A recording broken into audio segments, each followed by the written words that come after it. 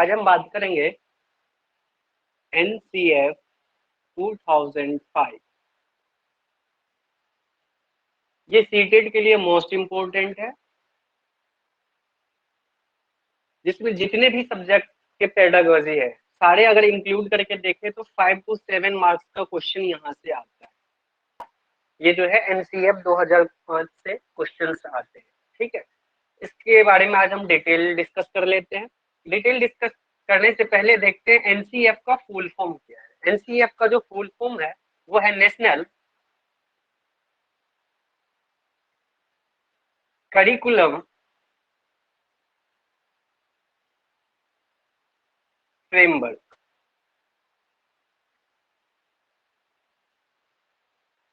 National curriculum framework ये कब आया था? 2005 में, 2005 में ये आया था। ये लाया क्यों गया था, किस वजह से इसकी जरूरत पड़ी? तो ये जो है एक डॉक्यूमेंट्स है, क्या है, दस्तावेज है, दस्तावेज है, डॉक्यूमेंट्स है, डॉक्यूमेंट्स है, जिसमें ये डिटेल से डिस्कस किया गया है कि हम बच्चे को क्या पढ़ाएं और कैसे पढ़ाएं। नेशनल करिकुलम फ्रेमवर्क जो 2005 में आया था वो क्या है, एक दस्तावेज है जिसमें डिस्कस किया गया है कि करिकुलम में, पाठ्यक्रम में हम बच्चों को क्या पढ़ाएं और कैसे पढ़ाएं। ये आप देखोगे तो NCERT के वेबसाइट पे मिलेगा आपको, जो 180 पेज के है। कितने पेज के? 180 पेज के PDF मिलेंगे। अब चाहे तो डाउनलोड करके रीड कर सकते हैं, लेकिन ये 180 पेज डाउनलोड करके रीड करना जो है ना, टाइम कंज्यूमिंग है। इतना पढ़ने की जरूरत नहीं है, क्योंकि हमारा मोटिव जो है वो सीटेट में क्वालिफाई करना है। तो हम NCERT के पेज से ये 180 पेज का नहीं पढ़ के, हम जो इसका मेन मोटिव है वो हम पढ़ लेते हैं यहाँ पे, जिससे हमारा सीटेट क्लियर हो जाए। सीटेट में जो 5 से 7 नंबर के क्वेश्चन आएंगे वो हमारा क्या हो जाए, सॉल्व हो जाए। बस हमें इतना देखना है। ठीक है, ये आया कहाँ से है? रविंद्रनाथ टैगोर जी ने एक निबंध लिखा। रविंद्रनाथ टैगोर जी ने एक निबंध लिखा था, जिस निबंध का नाम था सभ्यता और प्रगति। क्या नाम था? किसने? रविंद्रनाथ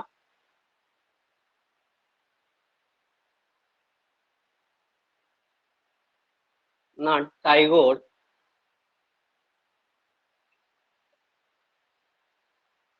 टैगोर ने एक निबंध लिखा था। उस निबंध का नाम था सभ्यता और प्रगति। ये इनका जो है ना, एक इन्होंने ऐसे लिखा था, जिस ऐसे का नाम था सभ्यता और प्रगति। इसमें इन्होंने एक ऐसे लिखा था जिससे बेस्ड क्या है, NCF 2005। ठीक है, क्लियर है यहाँ तक? Yes sir. अब इसको जो है NCF को 22 लैंग्वेज में क्या किया गया है, ट्रांसलेट किया गया है। कितने लैंग्वेज में? 22 लैंग्वेज में ट्रांसलेट किया गया है। इसका मोटिव क्या था कि हम बच्चे को हाउ टू रीड और कैसे हम पढ़ाएंगे इसके बारे में। क्लियर? Okay sir. अब ये जो बनाया था, ये जो बनाया था वो एक कमिटी ने, उस कमिटी का नाम था प्रोफेसर यशपाल कमिटी। क्या नाम था? Professor Yashpal Yashpal committee. ठीक है, प्रोफेसर यशपाल कमेटी ने इसे क्या किया, फ्रेमवर्क बनाया इसका। NCF का फ्रेमवर्क जो बनाया, ये वो बनाया डॉक्टर यशपाल कमेटी। इसमें कितने मेंबर थे? अप्रोक्सीमेट 38 to 40 मेंबर थे, जिन्होंने इसे पे क्या किया, रिव्यू दिया, इसको प्रिपेयर किया। क्लियर? तो ये तो बेसिक सी बात है कि एनसीएफ कहाँ से स्टार्ट हुआ, क्यों आया, एनसीएफ क्यों नाम रखा गया और कहाँ से आया वो। ये एग्जाम में ना के बराबर आता है। यूपी टेट वगैरह में कई बार ये पूछा गया है कि इस कमेटी का, एनसीएफ जो बनाया था उस कमेटी का क्या नाम था, तो प्रोफेसर यशपाल कमेटी। यही बताने के लिए मैंने इतना बताया, क्योंकि हो सकता है अगर ये पूछा है तो ये भी पूछ सकता है, नाम भी पूछ सकता है, कितने लैंग्वेज में ट्रांसलेट है ये भी पूछ सकता है, तो मैंने बता दिया। लेकिन मेन मोटिव हमारा है जो सीटेट में बार बार पूछे गए हैं, वो क्या क्या पूछा जाता है। वो पूछा जाता है सबसे पहले कि इसका क्या है, एम क्या है। ठीक है, इसका एम क्या है, मीन्स की लक्ष्य क्या है। सेकेंड थिंग, किस फॉर्मूले पे इसे तैयार किया गया, किस फॉर्मूले पे तैयार किया गया, मीन्स की फॉर्मूला पूछता है। ठीक है, सूत्र, ये पूछा जाता है। थर्ड थिंग इसमें बात होती है कि प्रिंसिपल, कौन क्या प्रिंसिपल है, सिद्धांत। एनसीएफ किस सिद्धांत पे बनाया गया है, वो प्रिंसिपल पूछा जाता है। और लास्ट थिंग होता है कि इन कमिटी का व्यू क्या था,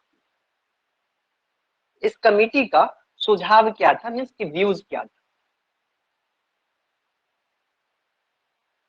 क्या सुझाव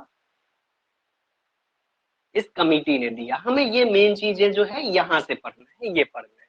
क्लियर। अब यहाँ से हम बात करें तो इसका जो फॉर्मूला की बात करते हैं, फॉर्मूला था कि लर्निंग विदाउट वर्डन, लर्निंग विदाउट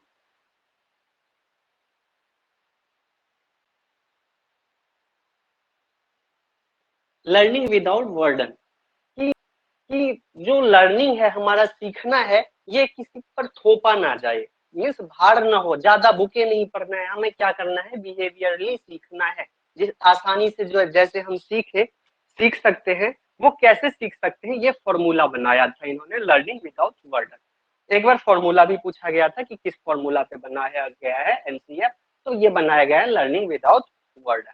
ठीक है, नेक्स्ट हम बात करें कि इसका एम क्या था। इसका एम जो था वो था इनलाइटमेंट, मीन्स की आत्मज्ञान।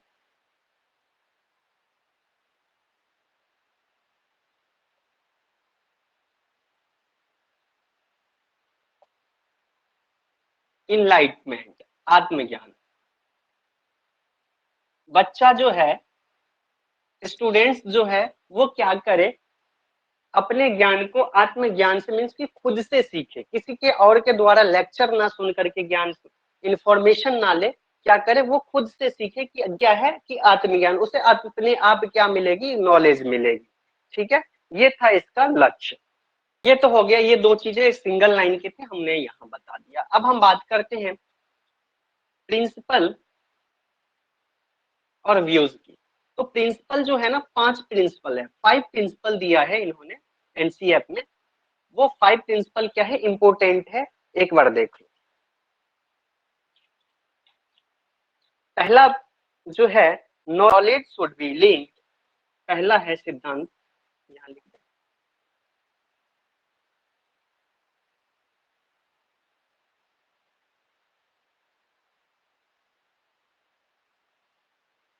फर्स्ट है, knowledge should be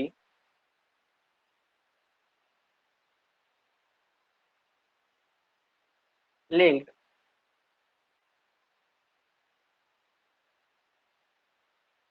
outdoor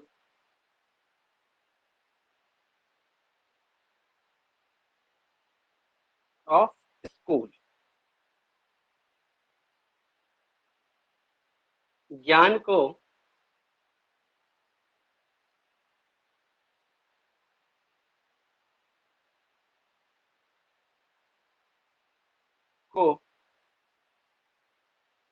school के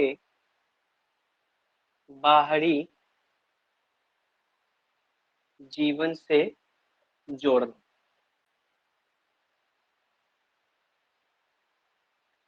इसमें क्या कहा गया है कि ज्ञान को जो है, नॉलेज को जो है, स्कूल से बाहर जोड़ना है। स्कूल के बाहर की जो लाइफ होती है उससे जोड़ना है। स्कूल तक ही क्या नहीं करना है, लिमिट नहीं लगा देना, लिमिटेशन नहीं होना चाहिए कि स्कूल तक ही नॉलेज है, कि स्कूल के बाहर की बातें हम बच्चे को ना बताएं।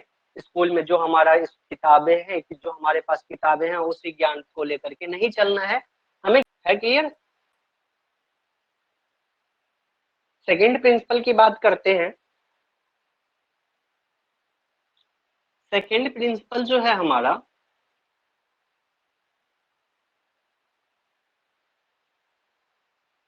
एजुकेशन को जो है ना, वो रोटेड नहीं बनाना है। मीन्स कि मेमोराइजेशन नहीं करना है, याद नहीं करना है। क्या करना है, उसे सीखना है, लर्न करना है, ना कि याद करके रटंत बनाना है। मतलब कि पढ़ाई को पढ़ाई को रटंत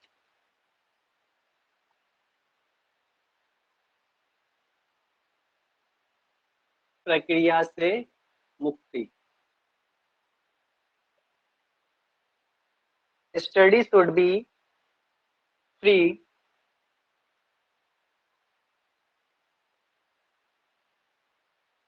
should be freed from rote system।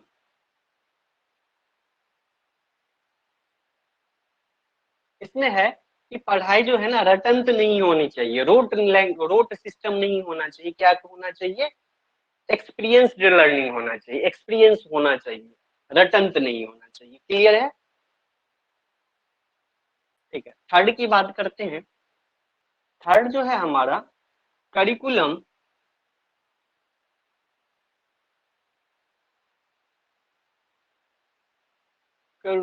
Should not be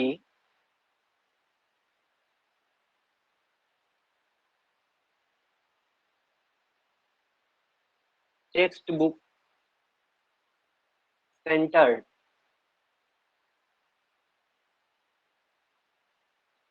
पाठ्यक्रम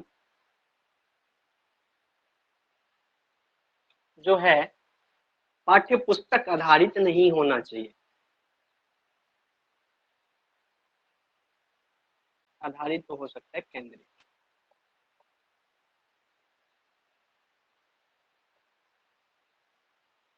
होना चाहिए।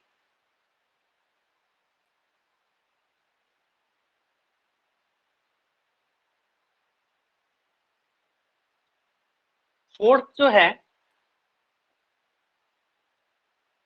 एक्टिविटी बेस्ड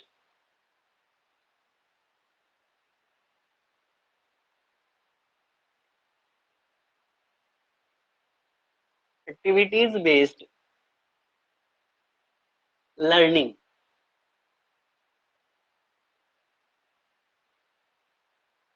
गतिविधि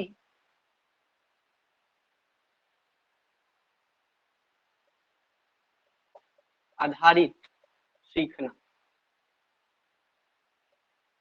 इस पे बात करें इसके बारे में, तो इसमें ये कहा गया है कि विद्यालय में जो शिक्षा दी जाती है उसको गतिविधि, एक्टिविटी बेस में हम पढ़ाएं। मीन्स कि लेक्चर मेथड में ना पढ़ा करके एक्टिविटी बेस में हम क्या करें, पढ़ाएं। ठीक है? अच्छा, ये फोर्थ है, ये फोर्थ। ठीक है, फिफ्थ की बात करते हैं। फिफ्थ में कहा है, स्टूडेंट्स शुड बी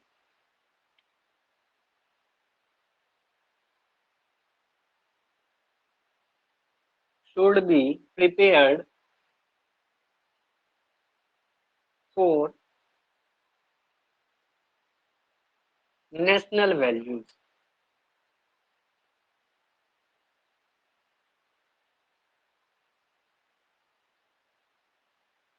ठीक है, स्टूडेंट्स को क्या होना चाहिए, अपने नेशनल वैल्यू को समझना चाहिए, उसके आधारित क्या करना चाहिए, आस्थावान होना चाहिए अपने नेशनल के प्रति। अपने नेशनल के बारे में उन्हें सोचना चाहिए, चिंता करनी चाहिए कि हम अपने नेशन को आगे कैसे बढ़ाएंगे, हमारे नेशन में क्या अच्छाई हो रहा है, बुराई हो रहा है। अब अगर बुराई हो रहा है तो दंगा नहीं करें, जो हमारा रूल रेगुलेशन बना है, कॉन्स्टिट्यूशन बना है, उसके आधार पर हम उसे क्या करें, सुधार करें। ये हमें 5वां सिद्धांत में बताया गया है। तो एनसीएफ की ये 5 सिद्धांत है। पहला जो था वो क्या था, एजुकेशन को लिंक करना है किससे, स्कूल के बाहर से, आउटर लाइफ ऑफ स्कूल। ठीक है। सेकेंड थिंग जो उन्होंने बताया है प्रिंसिपल में कि रोट लैंग्वेज से बच्चों को फ्री करना है, रोट लैंग्वेज नहीं होना चाहिए। थर्ड में उन्होंने बताया है कि टेक्स्ट बुक सेंटर नहीं होना चाहिए, पाठ्य पुस्तक पर आधारित नहीं होना चाहिए करिकुलम। करिकुलम जो होना चाहिए वो किस पे आधारित होना चाहिए, हमारी सोसाइटी पे आधारित होना चाहिए। सोसाइटी में जो जैसे जैसे चेंजेज आते हैं, हमारे पाठ्यक्रम में भी वैसे वैसे चेंजेज आने चाहिए। फोर्थ उन्होंने बात की है कि एक्टिविटी बेस्ड लर्निंग होनी चाहिए। और फिफ्थ में इन्होंने कहा है कि हमें अपने नेशन के प्रति आस्थावान रहना चाहिए, नेशन की वैल्यू को समझना चाहिए, नेशनल वैल्यू को हमें क्या करना चाहिए, एक्सेप्ट करना चाहिए। क्लियर। पहला व्यूज जो था इनका, इन मेंबर का, वो था कि लर्निंग जो है वो एक्टिव है। क्या है, लर्निंग है, लर्निंग क्या है, एक्टिव है। ठीक है। और ये सोशल एक्टिविटी पे बेस्ड है। एंड ये क्या है, सोशल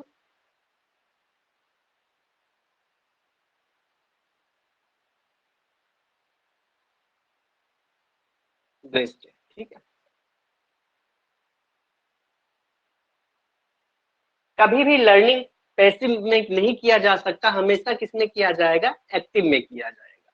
और क्या क्या किस बेस पे होगा, सोशल एक्टिविटी के बेस में। कभी किसी स्टूडेंट को हम अकेले में छोड़ दें लर्निंग करने के लिए, तो वो लर्न नहीं कर पाएगा जब तक कि उसे सोसाइटी से इंटरेक्ट ना कराएं। सोसाइटी के बेस पर, सोसाइटी में जिस तरह से चेंजेस हो रहे हैं उस तरह से उनको नॉलेज ना दे, उस टाइप से उस प्रिंसिपल को चेंज ना करें, उस एजुकेशन सिस्टम को चेंज ना करें, तो नहीं हो पाएगा। इसलिए ये क्या है, सोसाइटी एक्टिविटी, सोशल एक्टिविटीज है।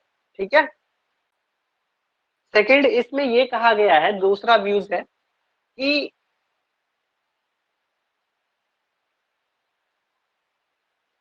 किसी भी मेथड को, किसी भी टीचिंग मेथड को हमें बार बार रिपीट नहीं करना है। क्या नहीं करना है, बार बार रिपीट नहीं करना है। क्या करना है, different types of teaching method use करना है। क्या करना है, different type of teaching method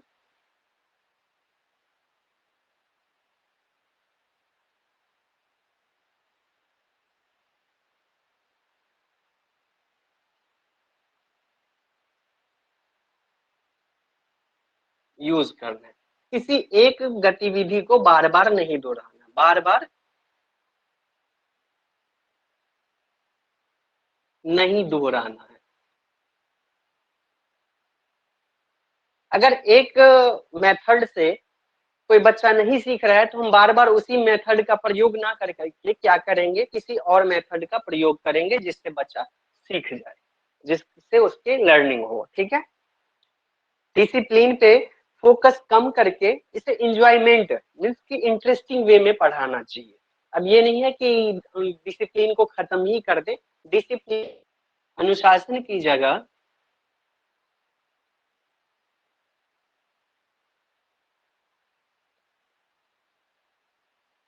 आनंद एवं संतोष से लर्निंग को जोड़ना, मीन्स कि इंटरेस्टिंग वे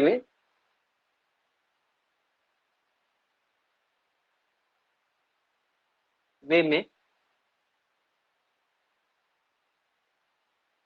लर्निंग करना। ठीक है। ये तीसरा व्यू था। अगले व्यू की बात करें तो अगले व्यू में कहा गया है कि एजुकेशन में प्राइमरी एजुकेशन में मैथ और लैंग्वेज को, किसको, प्राइमरी मैथ और किसको, लैंग्वेज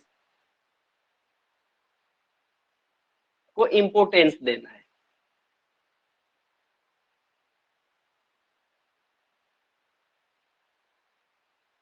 प्राइमरी एजुकेशन में जो है मैथ्स और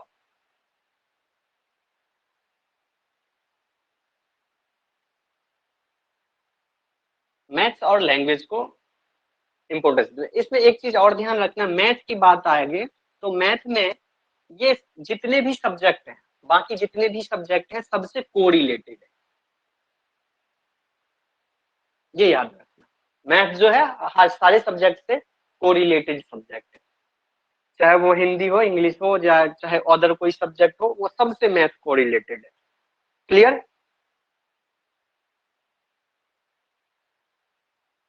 yes sir. Okay. Multi language class कि बच्चे को मल्टी लैंग्वेज क्लास में 3 टाइप्स ऑफ लैंग्वेज का मिनिमम यूज करना है। मल्टी लैंग्वेज क्लास में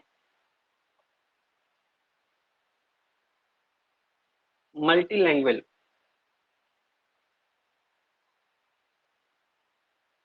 क्लास में मिनिमम 3 लैंग्वेज का यूज करना है। अब ये 3 लैंग्वेज कौन कौन से हो सकते हैं? बहुभाषिक क्लास कक्षा में क्या करना है, 3 भाषा का प्रयोग करना है। अब ये 3 भाषा कौन कौन सा है? पहला है मदर टंग,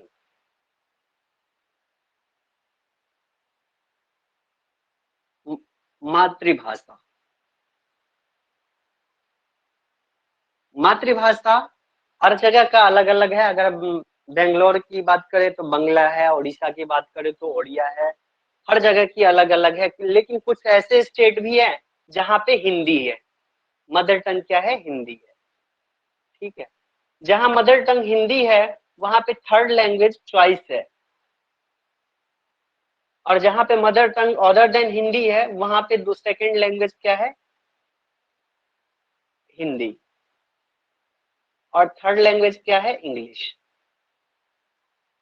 जहाँ पे मदर टंग ही हिंदी है वहां पे सेकेंड लैंग्वेज इंग्लिश है, और थर्ड लैंग्वेज क्या है, चॉइस है।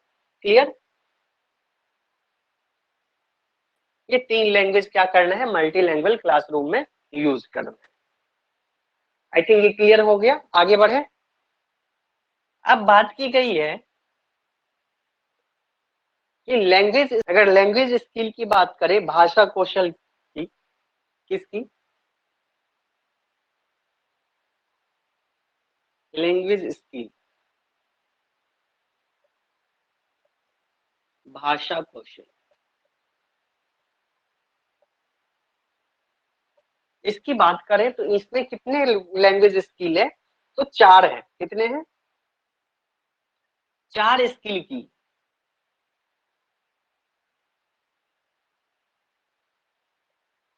बात की गई है।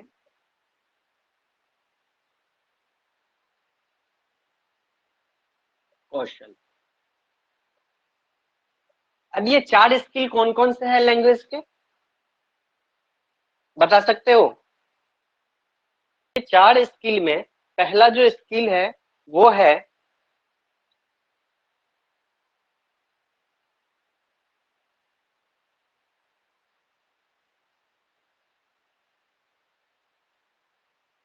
सुनना।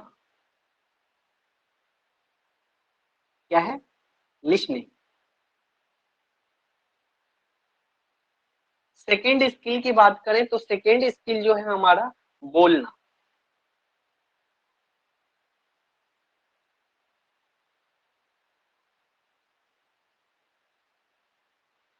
स्पीकिंग।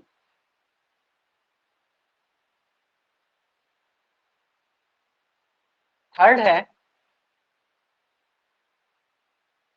पढ़ना, रीडिंग।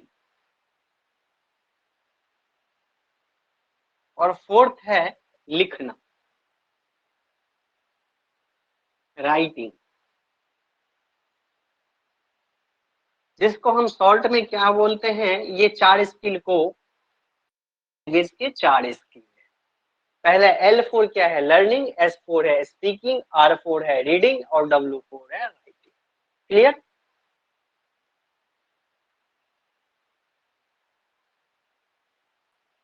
इंफॉर्मेशन को कभी नॉलेज नहीं मानना है, नॉलेज नहीं मानना है। सूचना को कभी ज्ञान नहीं मानना है। ज्ञान अलग है, नॉलेज जो है वो अलग है और इंफॉर्मेशन अलग है। कोई इंफॉर्मेशन दे और वो आपने समझ लिया तो ये आपके पास नॉलेज नहीं हुआ, वो एक्टिव लर्निंग नहीं हुआ, वो आपके पास इंफॉर्मेशन ही रहा। ठीक है, नेक्स्ट है, नेक्स्ट इन इसमें बात की गई है कि पनिशमेंट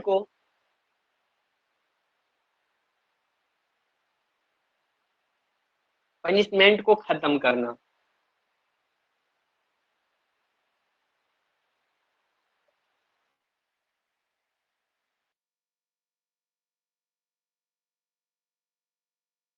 बच्चे क्या करते हैं, सीखते हैं। बच्चे जितने गलती करते हैं करने दो, उसे और भी गलती करने के लिए बोलो, लेकिन क्या नहीं करना है, पनिशमेंट नहीं देना है। ठीक है, अब नेक्स्ट जो बात किया है इसमें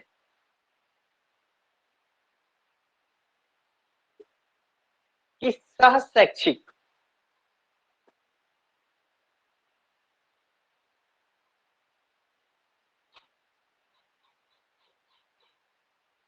सह शैक्षिक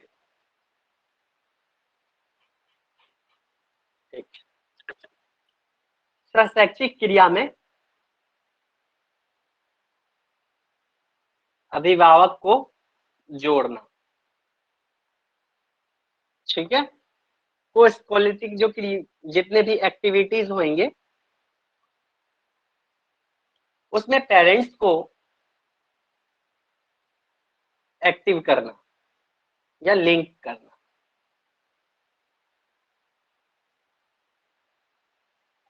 ये था नेक्स्ट। आगे हम बात करें मोरलिटी की, नैतिक ज्ञान का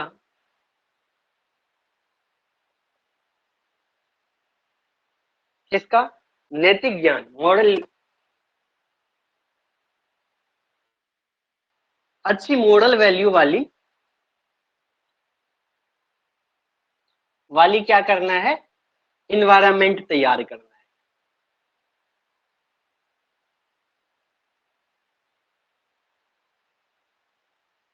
जिससे बच्चा क्या करेंगे, अपनी मोरल वैल्यू को सुधार करेंगे। ये लेक्चर नहीं देना है कि ऐसे रहना वैसे रहना, उस तरह का वातावरण रखना है जिससे बच्चे अपने आप क्या कर ले, मोरल वैल्यू को सीख ले। ठीक है, उसके बाद बात की गई है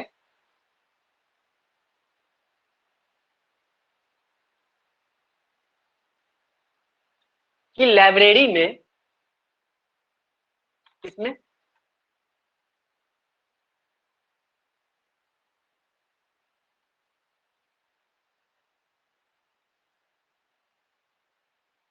लाइब्रेरी में बच्चे को क्या करना है, बुक चूज करने का ऑप्शन देना है।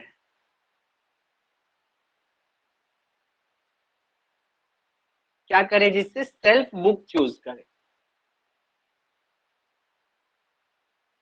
ठीक है, पुस्तकालय में बच्चे स्वयं पुस्तक की चुनाव करें। हमारे टाइम में क्या होता था कि हमें दे दिया जाता था कि आप यही बुक पढ़ो, लेकिन इसमें क्या बोला गया है एनसीईआरटी में कि बच्चे जो है पुस्तकालय में अपनी बुक, अपनी पसंद की बुक खुद चूज करके पढ़े। ठीक है,